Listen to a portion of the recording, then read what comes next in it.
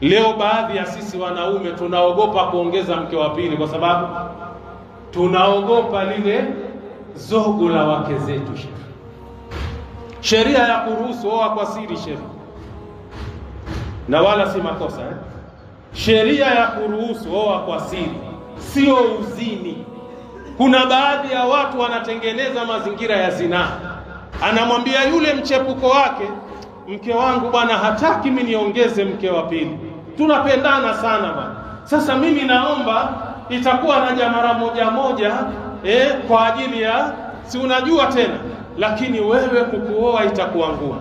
Wallahi hiyo ni zinaa na haifai kisheria. Kwa nini uwe tayari kuzini na mwanamke, huogopi lile dhambi ambalo ni la zinaa unakwenda kulifanya? Kwa nini uliogopi hilo dhambi wewe? Na kwa nini umuogopi Allah jalla fi'ala? Ndugu yangu, kama una uwezo wa kumkodishia mwanamke akaishi kama anavyoishi yule mke wako, sheria ya kuambia oa.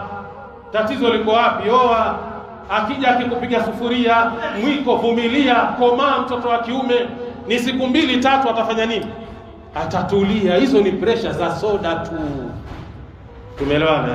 Ndio maana yake.